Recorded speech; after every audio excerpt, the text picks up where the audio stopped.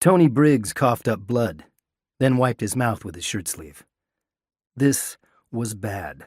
Although it was nothing he couldn't handle, he'd been through worse. Lots worse.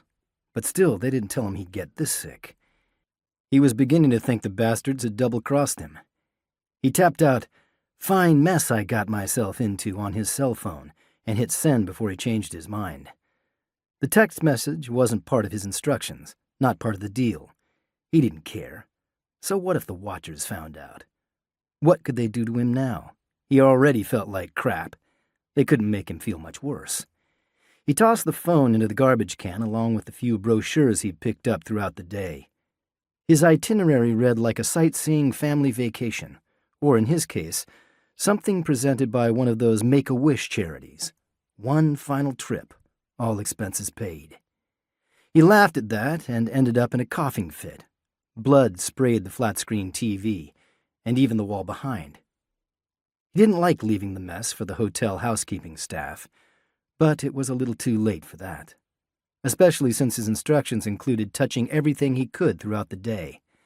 The list rattled in his head: light switches, elevator buttons, restaurant menus, remote controls, and escalator handrails. Earlier that morning at the McDonald's, before the cough, just before the fever spiked, and he still had a bit of bravado along with an appetite, he'd felt his first tinge of apprehension. He'd taken his tray and stopped at the condiment counter.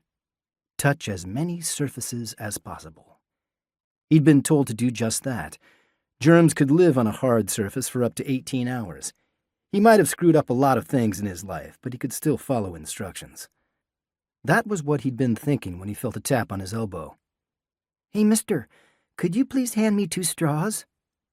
The kid was 6, maybe 7, with nerdy glasses, the thick black frames way too big for his face. He kept shoving at them, the motion second nature. The kid reminded Tony immediately of his best friend Jason.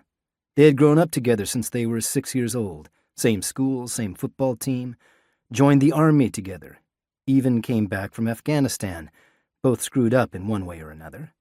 Tony was the athlete, Jason was the brains, smart and pushy, even at 6, but always following Tony around. Old Four Eyes. "What are you doing now?" was Jason's favorite catchphrase. In grade school, they went through a period where Jason mimicked everything Tony did. In high school, the kid bulked up just so he could be on the football team, right alongside Tony. In the back of his mind, he knew Jason probably joined the army only because Tony wanted to. And look where it got them.